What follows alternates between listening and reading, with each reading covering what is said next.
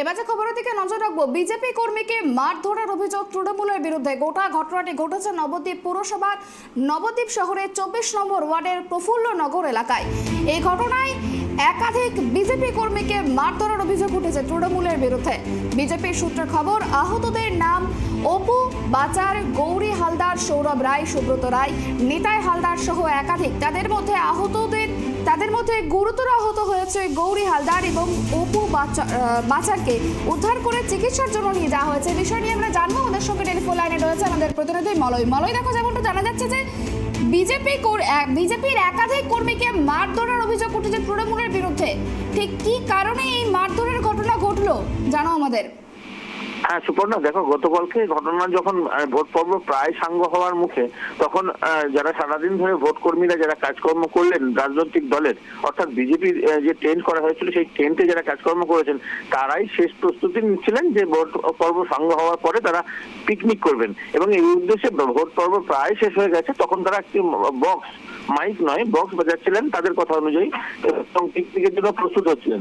সেই সময় কিছু এলাকার কিছু দুষ্কৃতী তাদের উপরে সে হামলা হয় এবং তাদেরকে মাইক বাজানোর, আবারও ভুল বলছি, বক্স বাজানোর জন্য যে গান চলছিল সেই গানগুলোকে পাল্টানোর জন্য বলা হয়েছিল। গানটা চলছিল বিভিন্ন রকম ধর্মীয় যে বিজেপির যে গান হয় সেই ধরনের গান চলছিল। তখন তাদের আপত্তি ছিল যে এই ধরনের গান বাজানো যাবে না। তখন বিজেপি কর্মীরা বলেন যে কেন এই ধরনের গান বাজানো যাবে না, গানেও কেন ফতোয়া জারি হবে।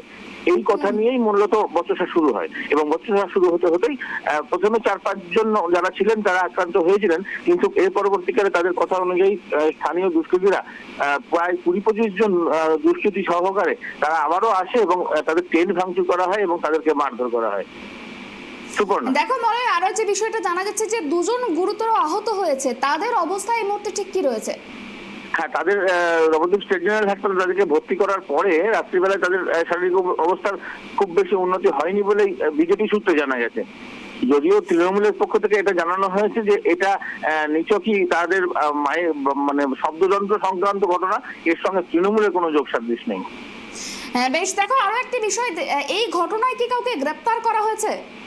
না, এখনো পর্যন্ত তারা দলীয় সূত্রে যেটা জানা গেছে বিজেপির, যে তারা দলগতভাবে এই বিজেপি কর্মী সমর্থকরা প্রভূত হওয়ার কারণে তারা থানায় লিখিত অভিযোগ জানিয়েছেন, কিন্তু এখনো পর্যন্ত পুলিশের সেই ধরনের ভূমিকা কিছু, তারা সন্তোষজনক ভূমিকা কিছু পাননি।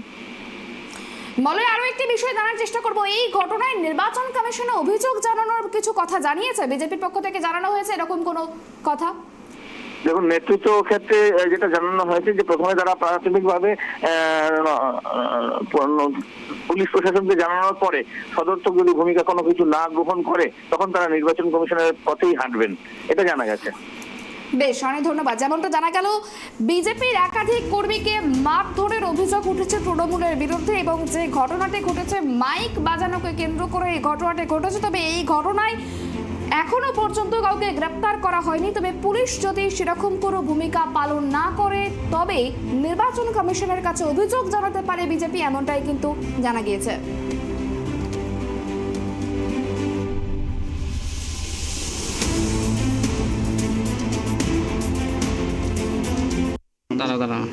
দাদা, কি হয়েছিল, কারা মেরেছিল? আমরা পাড়ায় ভোট দিয়ে আসলাম, 2000 জায়গায় বসেছিলাম আমরা 5-7 জন মিলে। কিছু লোক টিএমসির লোক আসলো, টিএমসির লোক এসে আমাদের মহিলা একটা গান বাজছিল, সেই গানটা বাজার পরে ওরা বলছে কি গান বাজছে, আমি বললাম গান শুনছি, গান মোবাইল বাজে।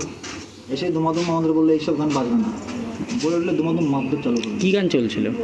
গানটা ছিল ঠাকুরের গান চলছিল, ঠিক আছে, ঠাকুরের গান চলছিল। ঠাকুরের গানটা চলার পরে ওরা এসে বললো এইসব গান মান শুনবি কেন, ওরা এসব গান গানলো। যারা আমাদের মারলো তারা আমাদের চেনাশোনা লোক, এসে মারলো। আমরা প্রথমে চুপচাপ বললাম দেখ এসব করিস না, কী হবে এসব করে, লাস্টে চুপচাপ হয়ে গেলো। ওরা চলে গেল, গিয়ে ওদের আরও 20-25 জন লোক আসলো যখনই, তখন ইট পাটকেল নিয়ে এসে আমাদের মাথা ফাটা। মোট কজনকে মেরেছে আপনাদের? আমাদেরকে মেরেছে প্রায় 7-8